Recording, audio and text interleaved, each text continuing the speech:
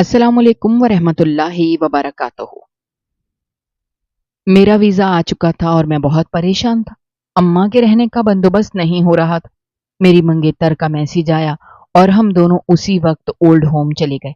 अगले दिन मैं अम्मा को बहाने से शॉपिंग करवाकर ओल्ड होम छोड़कर चला आया। अपने मुस्तकबिल के लिए मुझको ये कुर्बानी देनी थी। 4 साल बाद मेरा ऑनलाइन निकाह हुआ और बीवी भी जर्मनी आ गई। सब कुछ ठीक था कि एक रोज एक पाकिस्तानी ने मेरी माँ के बारे में ऐसी खबर सुनाई कि मेरे सर पर आसमान टूट पड़ा। मेरा नाम जमशेद है और मैं कोमल नाम की लड़की से बहुत ज्यादा मोहब्बत करता था। कोमल को देखकर मुझे हमेशा लगता था कि दुनिया में कोई तो है जो मेरी हर बात को समझता है। उसकी आंखों में एक अजीब सा सुकून होता था जो मैंने कभी किसी और में महसूस नहीं किया। वो मेरे करीब बैठती तो मुझे लगता कि जैसे दुनिया की सारी उलझनें कहीं गायब हो गई हों। लेकिन उस लड़की का इस दुनिया में कोई नहीं था, न माँ, न बाप, न भाई, न बहन। वो हॉस्टल में रहती थी और अपनी जिंदगी को जैसे तैसे खुद संभाल रही थी। उसके अंदर एक तलखी भी थी जो वक्त के साथ अंदर जमा हो गई थी, लेकिन वो तलखी मेरे लिए नरम हो जाया करती थी। जब वो मुझसे बात करती, जब वो मुस्कुराती थी, तो मैं दुनिया की हर नेमत भूल जाता था। मेरे पास एक माँ थी जो रवायती सोच रखती थी। उनके लिए खून, रिश्ता और खानदानी हस्ब नसब सब कुछ था। उनके मुताबिक जो भी लड़की खानदान से बाहर हो वो हमारे लायक नहीं हो सकती। उनकी नजर में कोमल सिर्फ एक यतीम लड़की थी जिसका कोई पसे मंजर नहीं था।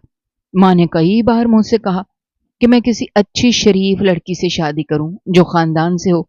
मेरी माँ ने मेरी परवरिश बहुत तकलीफ से की थी।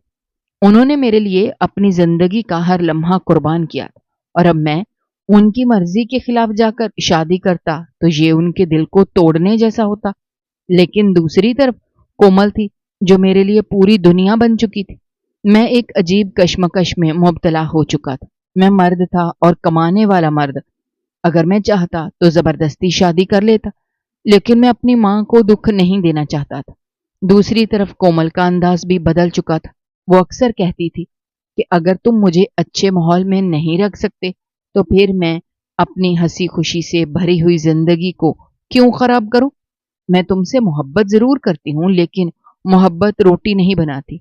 अगर तुम मुझे एक अच्छे मुस्तकबिल देने का वादा करो तो मैं तुम्हारे साथ जिंदगी गुजारने के लिए तैयार हूँ। मैंने बाहर के मुल्क में एक नौकरी के लिए अप्लाई किया हुआ था। वो लोग मुझे इंटरव्यू के लिए मुंतखब कर चुके थे और वीजा भी आने वाला था। इस नौकरी में तनख्वाह अच्छी थी, रहाइश भी कंपनी की तरफ से थी और आने जाने का सारा खर्च वो लोग खुद उठा रहे थे। ये मेरे लिए एक बहुत बड़ा मौका था क्योंकि यहाँ पर मैं सिर्फ पार्ट टाइम जॉब ही किया करता था और कभी कभार तो पूरा हफ्ता गुजर जाता और मेरे पास जेब में 100 का नोट भी नहीं होता था। ऐसे में एक दिन मुझे खुशखबरी मिली कि मुझे वो नौकरी मिल गई है और मेरा वीजा भी आ चुका है। मैंने खुशी खुशी अपनी माँ को बताया, लेकिन उनकी आंखों में वो खुशी नहीं थी जो मैं देखना चाहता था। उनको सबसे ज्यादा फिक्र इस बात की थी कि मैं अगर बाहर चला गया तो वो किसके साथ रहेंगी। उन्होंने मुझे अकेले पाला था, मेरी परवरिश की, मेरे हर दुख सुख में वो ही शरीक रहीं और अब जब मैं उनको तन्हा छोड़कर किसी और मुल्क जा रहा था तो ये उनके लिए किसी सदमे से कम नहीं था। मैंने रिश्तेदारों में से एक कजन से बात की जो कराची में रहता था। वो बज़ाहिर तो शरीफ लगता था, लेकिन उसकी बातें मुझे कभी अच्छी नहीं लगती थी। मैंने उसे कहा, क्या माँ तुम्हारे पास कुछ अरसे के लिए रह सकती है जब तक मैं सेटल ना हो जाऊं। उसने हंसते हुए कहा, हाँ क्यों नहीं, लेकिन तुम मुझे हर महीने 50,000 रुपए भेज देना ताकि मैं इनका ख्याल रख सकूं। मुझे उसकी बात सुनकर बहुत गुस्सा आया क्योंकि वो मेरी माँ को एक बोझ समझ रहा था और मैं कभी भी अपनी माँ को किसी पर बोझ नहीं बनाना चाहता था। मुझे उसकी ऑफर बिल्कुल पसंद नहीं आई। उस वक्त मेरे दिमाग में सिर्फ एक ही नाम आया, कोमल। शायद वही मेरे लिए कोई रास्ता दिखा सकती थी। वो मेरी जिंदगी का वो पहलू थी जहां से मुझे उम्मीद की रोशनी मिलती थी। मैंने उसे फोन किया और हम दोनों ने तय किया कि हम एक कैफे में मिलेंगे। मैंने उसे सब कुछ बताया कि मुझे नौकरी मिल गई है, लेकिन मसला मेरी माँ का है और मैं उन्हें अकेला छोड़कर नहीं जाना चाहता। कोमल ने खामोशी से सारी बात सुनी और फिर एक लम्हे को गहरी सांस ली। जैसे वो कोई बहुत अहम फैसला करने जा रही हो। उसने मेरी आंखों में देखा और कहा, उसके पास एक तरकीब है जो हमारी सारे मसले का हल हो सकती है। कोमल ने मेरी बात सुनने के बाद थोड़ा सा सोचा, फिर वो कहने लगी कि जिस हॉस्टल में वो रहती है उसी सड़क पर कुछ फासले पर एक औरतों का ओल्ड हाउस भी है जहां पर बूढ़ी औरतें रहती हैं और उनकी अच्छी देखभाल होती है। उसने कहा कि तुम अपनी माँ को वहां क्यों नहीं छोड़ देते। जब मैंने ये सुना मैंने फौरन इनकार कर दिया। मेरा दिल धक से रह गया। मैंने कहा, नहीं नहीं, ऐसा नहीं हो सकता। ये तुम क्या बात कर रही हो? मैंने कभी ऐसा सोचा भी नहीं। मेरी माँ है वो, उनको मैं ओल्ड हाउस में कैसे छोड़ सकता हूँ? मेरी परवरिश उन्होंने की, मेरे लिए उन्होंने सब कुछ छोड़ दिया था।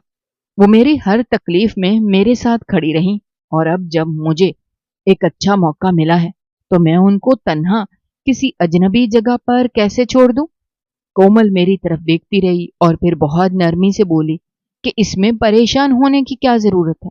तुम थोड़ा सा खुले दिल से सोचो। ओल्ड हाउस कोई ऐसी जगह नहीं है जहां पर लोग अपनी माओं को छोड़कर जान छुड़वा लेते हैं।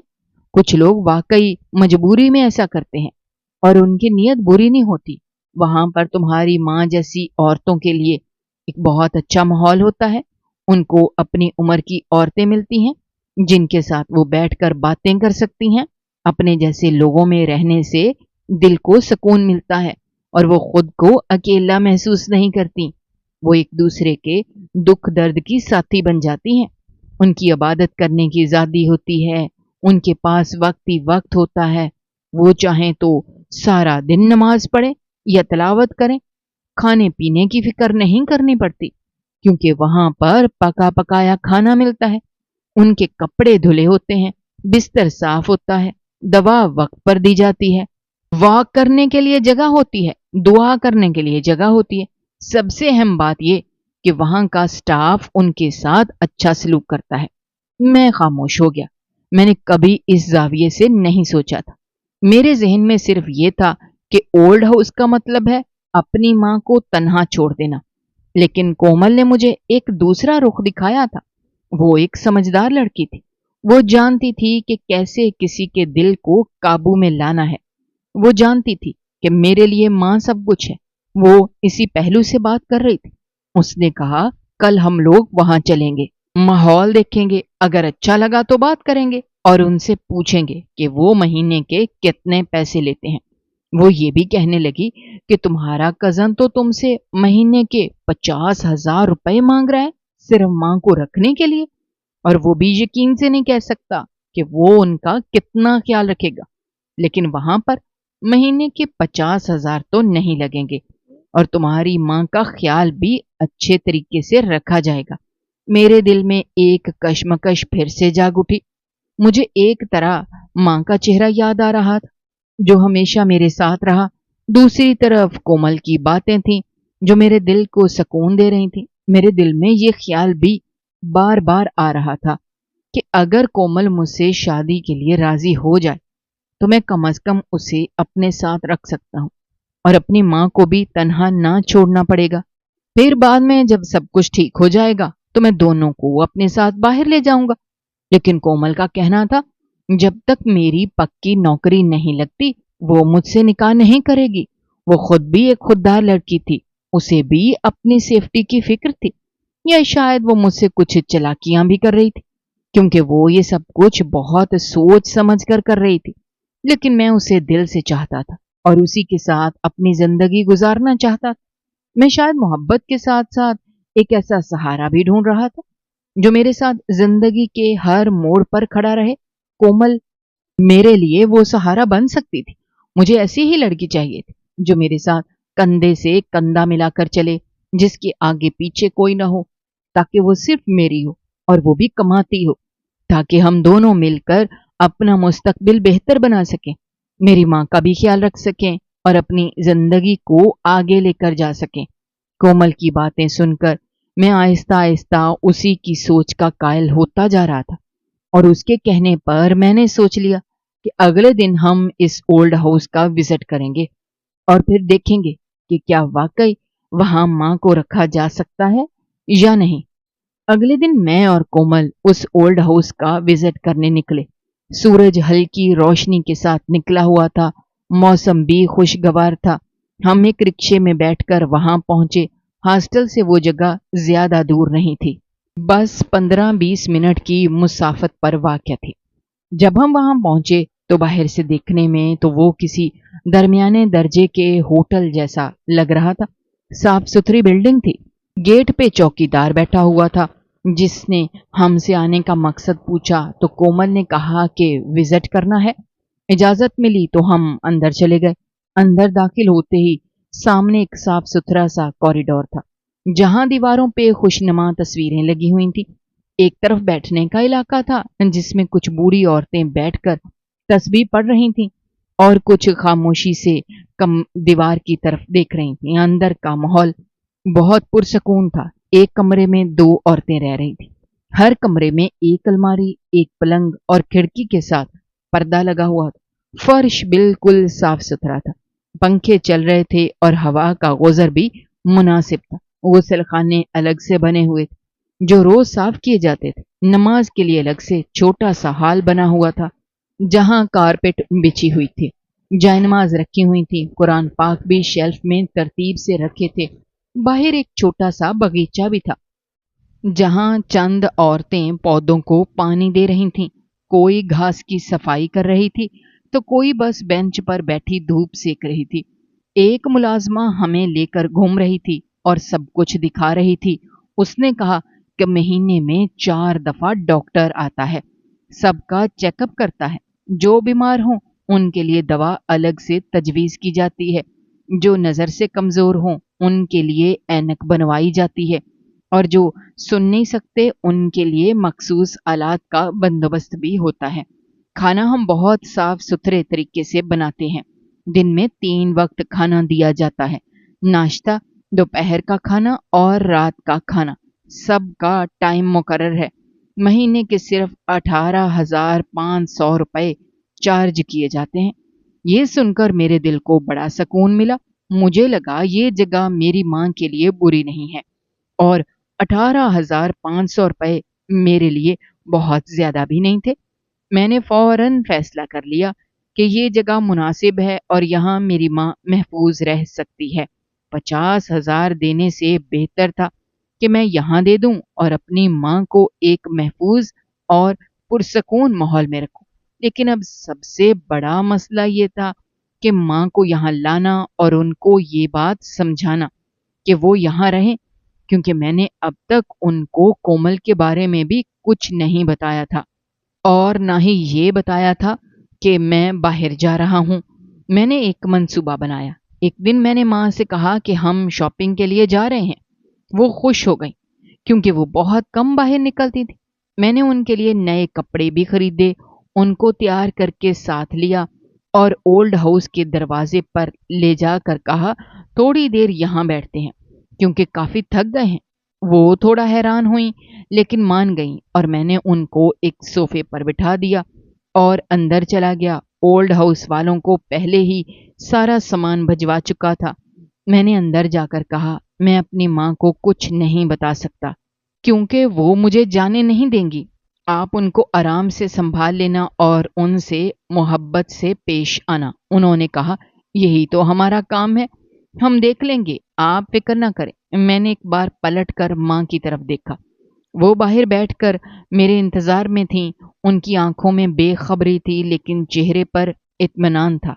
लेकिन वो समझ रही थीं कि हम वापस घर जाएंगे। मुझे दिल में अजीब सी कसक महसूस हो रही थी, लेकिन मैंने आंखें बंद की और वहां से निकल गया और फिर सीधा एयरपोर्ट चला गया, क्योंकि मुझे अगले दिन की फ्लाइट पकड़नी थी और मैं जर्मनी जा रहा था, जहां मुझे अपनी नौकरी ज्वाइन करनी थी।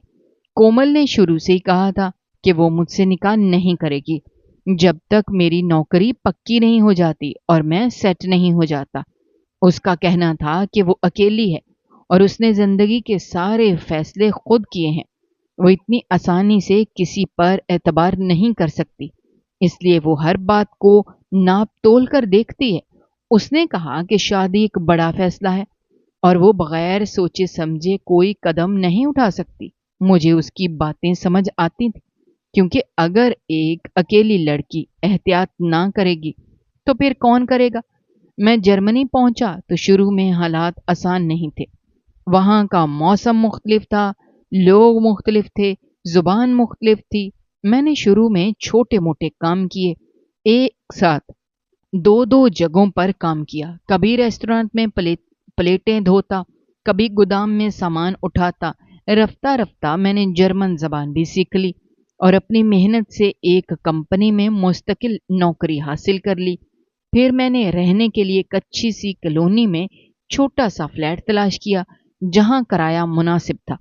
اس کے بعد میں نے اپنی انشورنس بھی کروا لی۔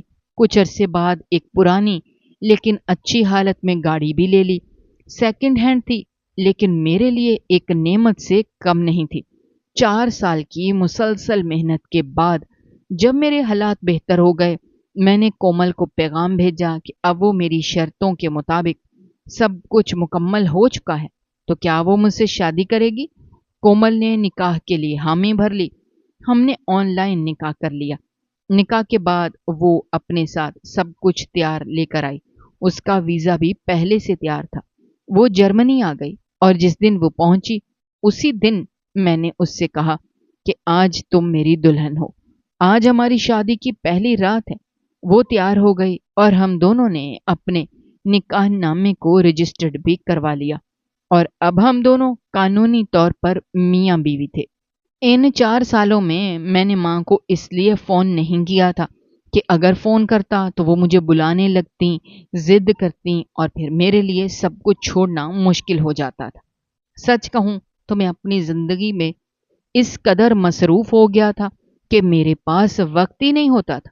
ایک دو بار اولڈ ہاؤس فون کیا تھا، انہوں نے کہا کہ سب کچھ ٹھیک ہے۔ کومل بھی کہتی تھی کہ وہ کبھی کبھی چکر لگا لیتی ہے، دیکھ لیتی ہے کہ سب کچھ ٹھیک ہے۔ ماں سے ملتی نہیں لیکن دور سے دیکھ لیتی ہے۔ جب میری بیوی میرے ساتھ آ گئی جرمنی جیسی جگہ میں اور پیسوں کا کوئی مسئلہ نہیں رہا تو ہم دونوں ایک جیسے ایک دوسرے میں کھو گئے۔ ہر دن سیر سپاٹے کرتے رہتے، ہر رات باہر کھانے کا پروگرام بناتے، جیسے ہمارا ہنی مون ختم ہونے کا نام ہی نہیں لے رہا تھا۔ کومل نے اپنی زندگی بھر کی کمائی سونے کی صورت میں اپنے ساتھ لائی تھی جس کی یہاں الگ ہی قیمت تھی۔ ہم نے وہ سونا بینک میں رکھوایا اور اس کے بدلے ایک محفوظ بیک اپ پلان بنایا۔ ہمارا حال اچھا تھا اور مستقبل کے لیے ہم پوری طرح تیار تھے۔ خوش تو ہم لوگ بہت تھے، ہمارا گھر بس گیا تھا، نکاح ہو گیا تھا، بیوی میرے پاس تھی اور ہم دونوں نے ایک چھوٹا سا لیکن خوبصورت سا گھر سجا لیا تھا۔ لیکن اس کے ساتھ ہی ہمیں یہ بھی یاد تھا کہ ہم پردیسی ہیں ایک ایسے ملک میں جو ہمارا نہیں ہے۔ یہاں کا ماحول الگ ہے، یہاں کی زبان الگ ہے، یہاں کی ضروریات الگ ہیں اور سب سے بڑھ کر یہاں پر زندہ رہنے کے لیے مسلسل کام کرنا پڑتا ہے۔ یہاں کوئی رشتہ دار نہیں ہے جو پیسے دے دے گا، یہاں کوئی دوست نہیں ہے جو وقتی سہارا بن جائے، یہاں کسی کے پاس بیٹھ کر دکھ سنا سکیں ایسا بھی کوئی نہیں تھا۔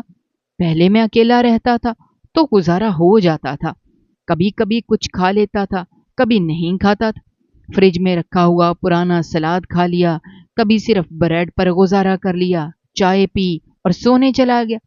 لیکن جب کومل میرے پاس آئی تو سب کچھ بدل گیا۔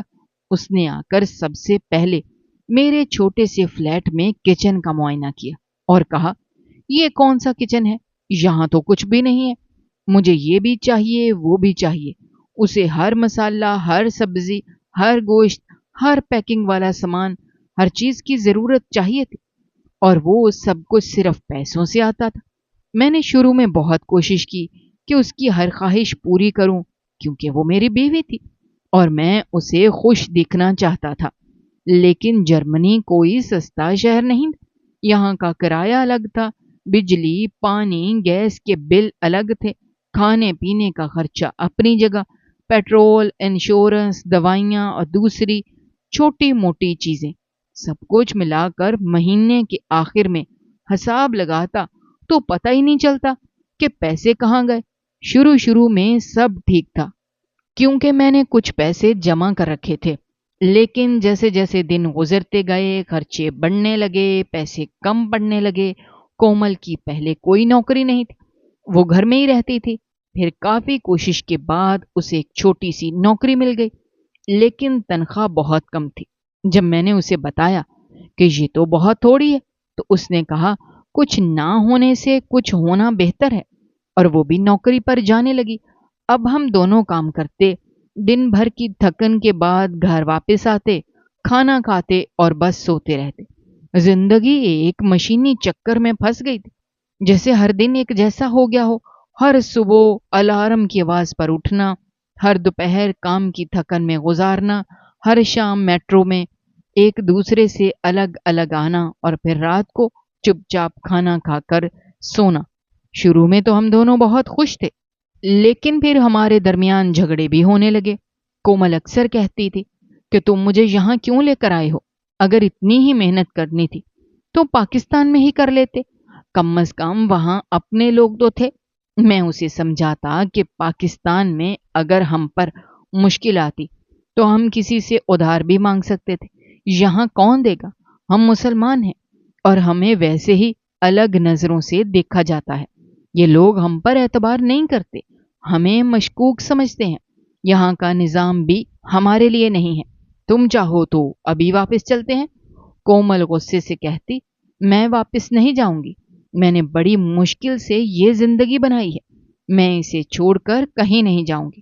کبھی کبھی بات اس حد تک بڑھ جاتی کہ ہم دونوں خاموش ہو جاتے، ایک دوسرے سے بات نہیں کرتے۔ وہ اپنے کمرے میں چلی جاتی، میں بالکنی میں آ کر سگریٹ پینے لگتا اور سوچتا کہ ہم نے کیا سوچا تھا اور کیا ہو رہا تھا۔ میں چاہتا تھا کہ ہمارے بچے ہوں، ہمارا اپنا ایک خاندان ہو، لیکن جرمنی میں بچہ پیدا کرنا کوئی آسان بات نہیں تھی۔ ہسپتال کی فیس الگ تھی، ڈلیوری کے اخراجات الگ تھے، اور اس کے بعد بچے کی پرورش، تعلیم، دوا، علاج، ہر چیز بہت مہنگی تھی۔ ہم دونوں کو بچوں سے بہت پیار تھا، لیکن ہم میں سے کوئی بھی ہمت نہیں کر پا رہا تھا۔ ایک دن ایسا بھی آیا کہ میری گاڑی چوری ہو گئی، جو میں نے بڑی مشکل سے لی تھی۔ وہی گاڑی جو میرے لیے ایک سہارا تھی، وہی گاڑی جو ہمیں کام پر لے جاتی تھی، وہی گاڑی جو ہمیں واپس لاتی تھی، وہ ایک رات فلیٹ کے نیچے سے غائب ہو گئی۔ میں نے فوراً پولیس کو رپورٹ کی، لیکن کئی دن گزر گئے، کوئی پتہ نہ چلا۔ اب ہمیں میٹرو کے دھکے کھانے پڑے، صبح صبح لائن میں لگنا، رش میں گھسنا، اور پھر وقت پر پہنچنے کے لیے دوڑ لگانا بہت مشکل ہو گیا تھا۔ اسی دوران میری نوکری بھی چلی گئی، وہی نوکری جس کے سہارے میں گھر چلا رہا تھا، جس کی وجہ سے ہم ابھی تک سروائیو کر رہے تھے۔ وہی نوکری ایک دن کمپنی کی طرف سے ختم ہو گئی، کچھ لوگوں کو نکالا گیا اور ان میں بھی شامل تھا۔ اب میں بھی جرمنی کا ایک عام مزدور بن گیا تھا۔ کبھی کوئی نوکری ملتی، کبھی ختم ہو جاتی، کبھی کوئی کام شروع کرتا پھر بند ہو جاتا۔ زندگی ایک بار پھر غیر یقینی ہو گئی تھی۔ ان سب حالات میں ایک دن مجھے اپنی ماں کی یاد آئی، وہی ماں جسے میں اولڈ ہاؤس میں چھوڑ آیا تھا، وہ ماں جو میری آنکھوں کا نور تھی، جس نے مجھے اکیلے پالا تھا، مجھے پالنے میں کوئی کمی نہیں چھوڑی تھی۔ میں نے ان کو 18,500 روپے سے زیادہ کبھی کچھ نہیں دیا، وہ بھی باقاعدگی سے بھیجنا بھول جاتا تھا۔ شاید اسی لیے میری کمائی بند ہو گئی تھی، شاید اسی لیے میرا نصیب ساتھ چھوڑ گیا تھا، کیونکہ میں نے اپنی ماں کو بھلا دیا تھا، ان کی دعاؤں سے محروم ہو گیا تھا۔ میں نے سوچا کہ اب بہت وقت گزر چکا ہے، شاید میں بہت دیر کر چکا ہوں، لیکن ماں کو یاد کرنا ہی پہلا قدم تھا۔ شاید وہ دعا اب بھی میرے لیے کسی کونے میں رکی ہوئی ہو، شاید وہ میری ایک فون کال کی منتظر ہو، شاید اس کے دل میں میرے لیے کوئی نرم گوشہ اب بھی باقی ہو۔ میں نے سوچا کہ اب میں واپس پلٹوں گا، اس بار کام کے لیے نہیں، اس بار اپنی ماں کو لینے کے لیے، اس بار اس کا ہاتھ تھام کر دوبارہ اس کا بیٹا بننے کے لیے پلٹوں گا۔ ایک دن میں نے اولڈ ہاؤس والوں کو کال کی اور کہا کہ میری ماں سے میری بات کروا دیں، کیونکہ مجھے ان کی بہت یاد آ رہی تھی۔ میرا دل گھبرا رہا تھا، ایسا لگ رہا تھا جیسے کچھ برا ہونے والا ہے یا ہو چکا ہے۔ दूसरी तरफ से एक औरत ने फोन उठाया और कहा कि लाइन खराब है, आपकी बात नहीं हो सकती। मैंने कहा कोई मसला नहीं है, आप फोन ठीक करें और मुझे थोड़ी देर बाद कॉल कर लें। मैं अपनी माँ से बात करना चाहता हूँ। लेकिन उन्होंने कहा ये लाइन कई दिनों से खराब है और अंदर लाइन नहीं जाती, इसलिए आपकी बात नहीं हो सकेगी। मैंने कहा कि अगर अंदर लाइन नहीं जाती तो आप उन्हें बाहर बुला लें। लेकिन वो कहने लगी वो इस वक्त आराम कर रही हैं और हम उन्हें डिस्टर्ब नहीं कर सकते। मुझे इस बात पर शक हुआ क्योंकि जब भी मैं कॉल करता वो यही कहते थे कि या तो वो सो रही हैं, या वो नमाज पढ़ रही हैं, या उनकी तबीयत ठीक नहीं है, या फोन खराब है। मैंने 2-3 बार उनसे कहा कि मेरी बात करवाएं, मुझे बहुत जरूरी बात करनी है, लेकिन हर बार वो कोई ना कोई बहाना कर देते थे। मैंने कई दिन इंतजार किया लेकिन दिल को चैन नहीं आया। फिर मैंने पाकिस्तान में अपने एक कज़न को फ़ोन किया और कहा ज़रा जाकर पता करो माँ ठीक है या नहीं और मुझे उनकी आवाज़ सुना दो, मुझे सुकून चाहिए। लेकिन मेरा कज़न भी पहले टाल मटोल करता रहा, आज जा रहा हूँ, कल जा रहा हूँ, फिर बोला बारिश हो रही है, आज नहीं जा सकता, फिर बोला मेरे बेटे की तबीयत खराब है। लेकिन जब मैंने उसे सख्ती से कहा और बार बार याद दहानी कराई, तब कहीं जाकर वो ओल्ड हाउस पहुंचा। उसने शाम को मुझे फोन किया और कहा तुम्हें एक बात बतानी है जो तुम्हारे लिए अच्छी नहीं है। मैंने कहा क्या हुआ, तुम साफ साफ बात करो। वो कहने लगा वहां पर जाकर जब मैंने तुम्हारी माँ का नाम लिया तो वो लोग एक दूसरे की तरफ देखने लगे। फिर एक औरत मुझे अंदर ले गई और कहा कि जिस औरत को तुम सुगरा बीबी कहते हो वो तो यहाँ 1.5 साल से लापता है। अचानक एक दिन वो बाहर निकली और फिर कभी वापस नहीं आई। हमने तलाश भी किया था लेकिन वो कहीं नहीं मिली और हमने पुलिस को भी इत्तला दी थी, लेकिन कोई फायदा नहीं हुआ। ये बात सुनकर मेरे पैरों तले से जमीन निकल गई, मेरे हाथ कांपने लगे। मैंने कहा तुम क्या कह रहे हो, वो लोग तो 1.5 साल से मुझसे फीस ले रहे हैं, हर महीने मैं उनको पैसे भेज रहा था, उन्होंने कभी नहीं बताया कि मेरी माँ वहां नहीं है, और अब तुम ये कह रहे हो कि वो तो वहां है ही नहीं। मेरे कजन ने कहा ये लोग ऐसे ही करते हैं, इनके पास सबूत नहीं है, ना कोई पूछने वाला है। तुम वहां बैठे हो जर्मनी में, तुम उनका क्या बिगाड़ लोगे, वो तो अपने फायदे के लिए तुमसे पैसे लेते रहे और माँ का कुछ पता नहीं चला। ये सुनकर मेरा दिल जैसे बंद हो गया, मैं पसीने पसीने हो गया, कुछ पता नहीं चला।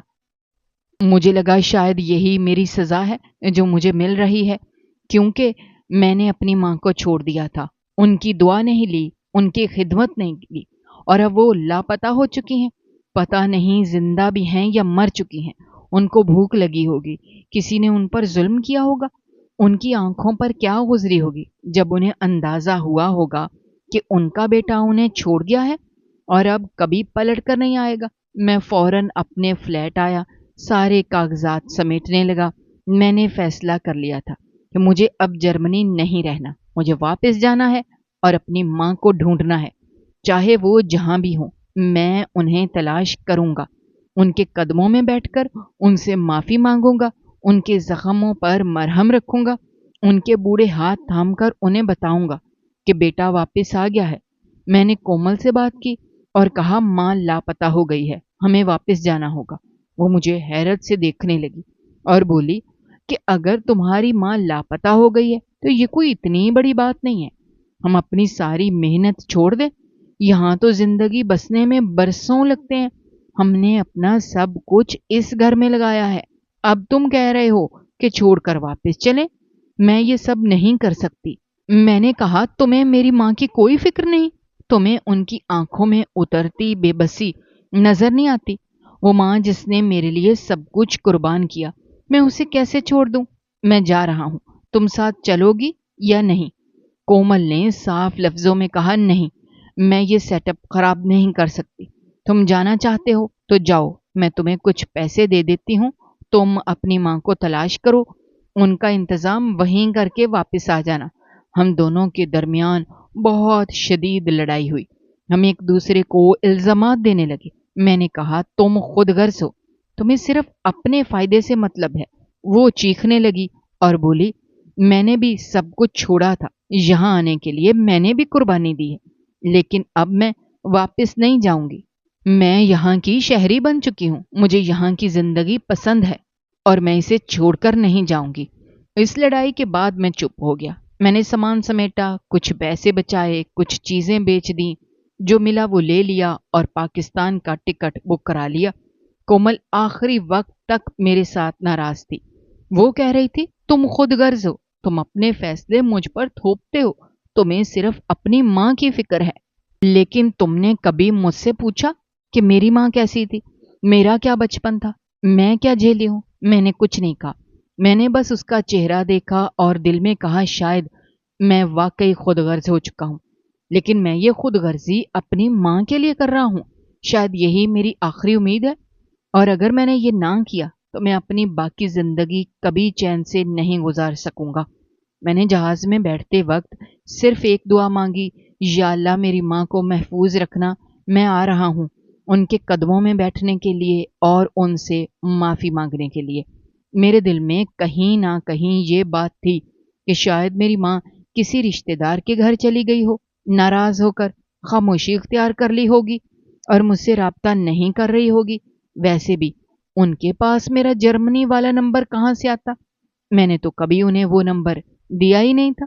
میرے پاس ایک امید کا دھاگا تھا جو میرے دل کو سہارا دیے ہوئے تھا کہ شاید سب کچھ اتنا برا نہیں ہوا، شاید وہ ابھی زندہ ہوں اور بس مجھ سے ناراض ہوں۔ میں جیسے ہی پاکستان پہنچا میں سب سے پہلے اولڈ ہاؤس گیا۔ میں نے ان سے کہا میں تم لوگوں پہ کیس کروا دوں گا، تم لوگوں نے جھوٹ بولا، مجھ سے 1.5 سال تک فیس لیتے رہے اور ماں وہاں تھی ہی نہیں، اس کا جواب دو۔ لیکن وہ لوگ بالکل بے خوف تھے۔ وہ ہنس کر بولے کر لو جو کرنا ہے، ہمیں فرق نہیں پڑتا۔ مجھے تبھی سمجھ آ گیا کہ ان کے پاس کوئی ڈر نہیں ہے اور نہ ہی کوئی جواب دہی ہے۔ میں انہیں ڈرا ہی سکتا تھا، کچھ کر نہیں سکتا تھا۔ میں چپ چاپ وہاں سے نکل آیا۔ میرا دل ٹوٹ چکا تھا، لیکن ابھی میری ماں کو تلاش کرنا باقی تھا۔ میں نے پاکستان کے تمام قریبی رشتہ داروں کو فون کرنے شروع کیے، کچھ کے گھر خود بھی گیا، کچھ سے فون پر بات ہوئی۔ میں سب نے یہی کہا ماں ان کے پاس نہیں آئے۔ کچھ کو میں نے تصویر بھی بھیجی، کچھ نے تصویر دیکھ کر افسوس کیا، لیکن کوئی ماں کے بارے میں کچھ نہ بتا سکا۔ ہماری فیملی ویسے بھی چھوٹی تھی۔ میرے والد کے بس ایک ہی بھائی تھے جو کافی عرصہ پہلے فوت ہو چکے تھے۔ میری ماں کو بھی صرف ایک ہی بہن تھی اور وہ بھی اب دنیا میں نہیں تھی۔ باقی جو دور کے رشتہ دار تھے ان سے بھی رابطہ کیا، لیکن سب نے یہی کہا کہ انہیں سغرا بی بی کو برسوں سے نہیں دیکھا۔ جب رشتہ داروں سے کچھ نہ بن پایا تو میں نے پولیس میں رپورٹ درج کروائی۔ ماں کی ایک پرانی تصویر بھی ساتھ لے گیا۔ وہ تصویر جب میں نے پولیس والے کے سامنے رکھی، اس نے تصویر کو غور سے دیکھا اور بولا ہم کوشش کریں گے، لیکن تب تک آپ سرد خانوں میں پتہ کریں، ہو سکتا ہے کوئی اطلاع وہاں سے ملے۔ سرد خانہ، یہ لفظ میرے لیے کبھی اتنا خوفناک نہ تھا جتنا اس دن لگا۔ مجھے لگا جیسے میرے جسم سے خون کھینچ گیا ہو۔ کیا میری ماں واقعی مر چکی تھی؟ کیا میں زندہ ہوتے ہوئے بھی ان کی موت کا ذمہ دار تھا؟ کیا میں نے ان کے ساتھ وہی کیا جو کوئی بے رحم بیٹا کرتا ہے؟ کیا میں ایک ظالم بن چکا ہوں؟ کیا میں اب بھی زندہ رہنے کا حق رکھتا ہوں؟ میں ہچکچاتا ہوا ایک ایک کر کے سرد خانوں کے پتے لیتا رہا اور وہاں چکر لگاتا رہا۔ ہر بار دل میں ایک خوف ہوتا اور ساتھ ہی ایک امید بھی ہوتی کہ شاید وہ وہاں نہ ہوں، شاید مجھے وہاں کچھ نہ ملے، کیونکہ کچھ نہ ملنا بھی بہتر اس خبر سے کہ وہ مر چکی ہیں۔ پھر ایک دن میں ایک سرد خانے پہنچا۔ وہ شہر کے ایک کونے میں واقع تھا، کافی پرانا اور سنسان سا لگتا تھا۔ وہاں ایک بابا جی بیٹھے تھے، عمر رسیدہ تھے، چہرے پر جھریاں، آنکھوں میں ایک عجیب سی تھکن تھی۔ میں نے ان کے سامنے ماں کی تصویر رکھی، وہ تصویر جو میں سب کو دکھا رہا تھا، وہ تصویر جس میں میری ماں مسکرا رہی تھی اور جس مسکراہٹ کے پیچھے آج افسوس چھپا ہوا تھا۔ بابا جی نے تصویر دیکھی، ان کی آنکھیں چند لمحے تصویر پر جمی رہیں، پھر انہوں نے سر ہلایا اور بولے ہاں یہ عورت آئی تھی یہاں۔ میں چونک گیا، میرے ہاتھ سے تصویر گرنے لگی۔ میں نے جلدی سے سنبھالی اور کہا، کہاں ہے وہ عورت؟ کہاں ہے میری ماں؟ کہاں ہے بابا جی؟ بابا جی نے میری طرف دیکھا، آہستہ سے بولے، بیٹا، ہمارے سرد خانے کا ایک اصول ہے، اگر کوئی لاش 6 مہینے تک کوئی لینے نہ آئے تو ہم اسے خود ہی دفن کر دیتے ہیں۔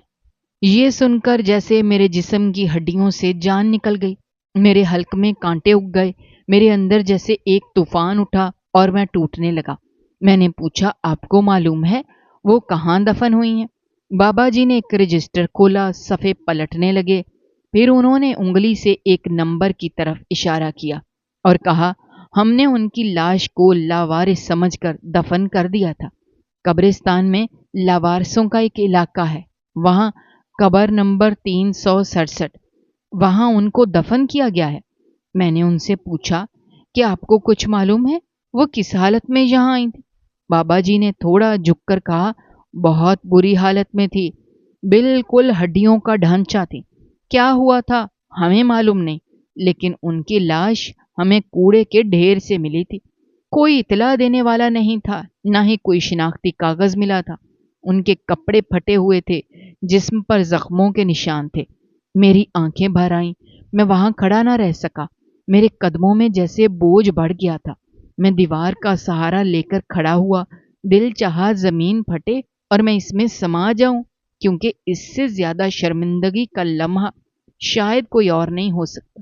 میری ماں کوڑے کے ڈھیر پر ملی، میری ماں جو میری سب کچھ تھی، میری ماں جو میری جنت تھی، میری ماں جس نے مجھے اپنی آغوش میں پروان چڑھایا، آج اس کا انجام یہ تھا کہ وہ گمنام قبر میں دفن ہوئی تھی، اور میں زندہ ہوتے ہوئے بھی اس کی موت کا ذمہ دار تھا۔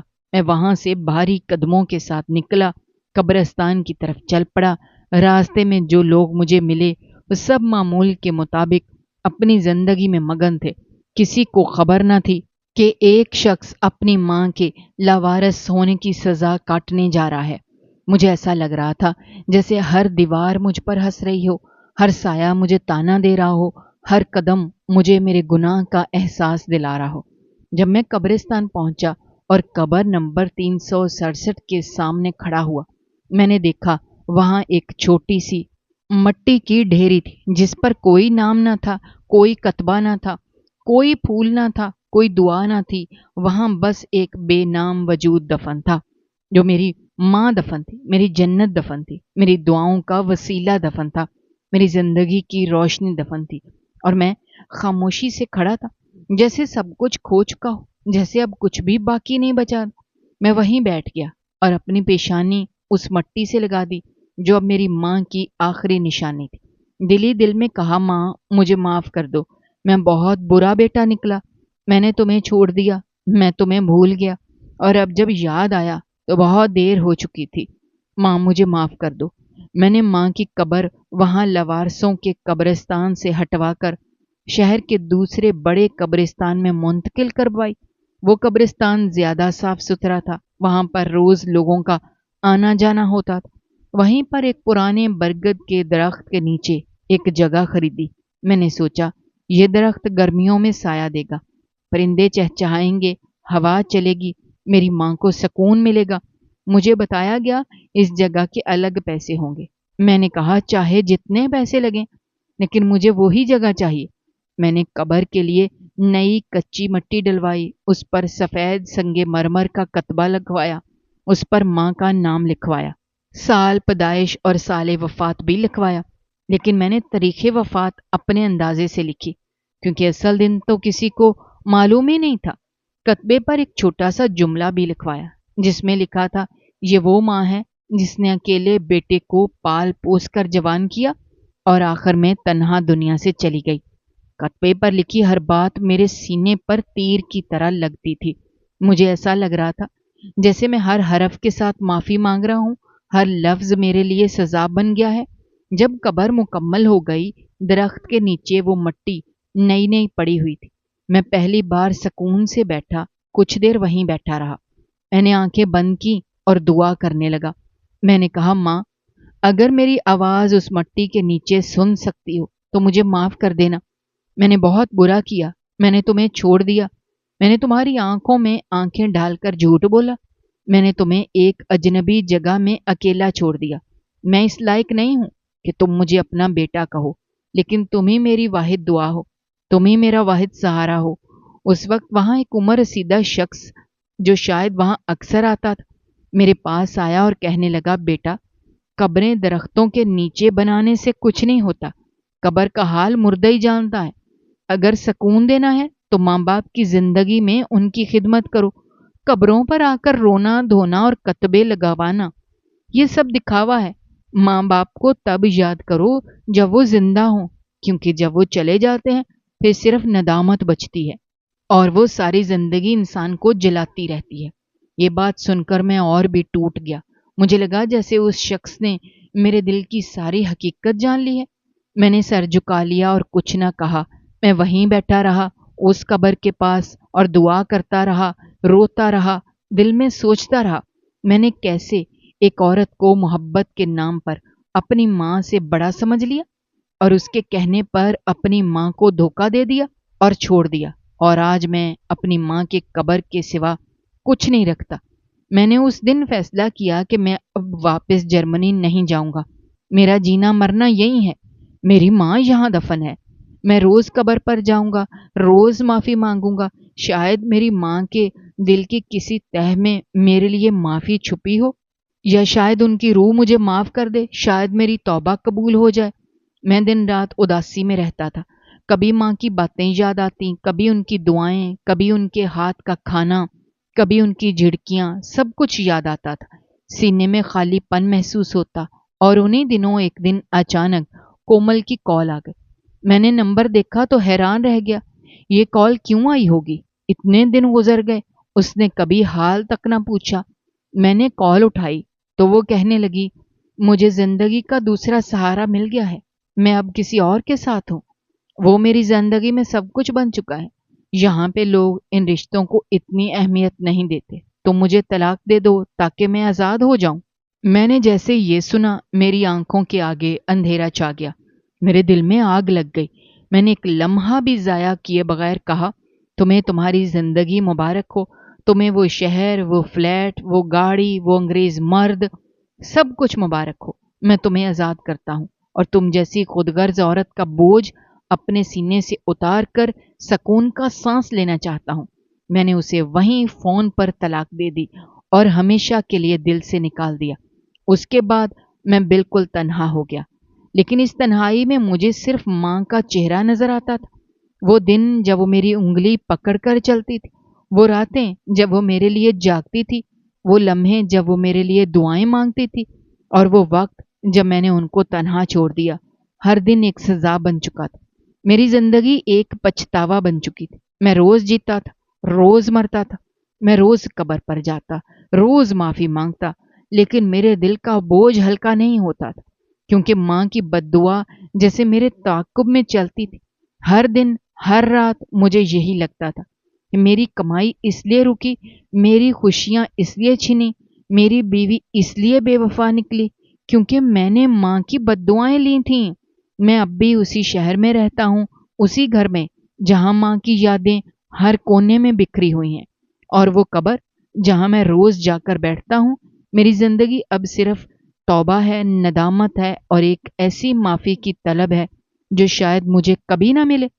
मेरी जिंदगी अब इस गुमनाम कब्र के आसपास ही रुक गई है और मुझे लगता है शायद मेरी आखिरी सांसें भी वहीं निकलेंगी, मेरी माँ के कदमों में, मेरी माँ के दरख्त तले, मेरी माँ के कतबे के साय में। दोस्तों, आपको हमारी आज की ये कहानी कैसी लगी? कमेंट बॉक्स में अपनी राय का इजहार करना मत भूलिएगा। और अगर आप हमारे चैनल पर नए हैं तो चैनल को सब्सक्राइब करना भी मत भूलिएगा। शुक्रिया। अल्लाह हाफिज।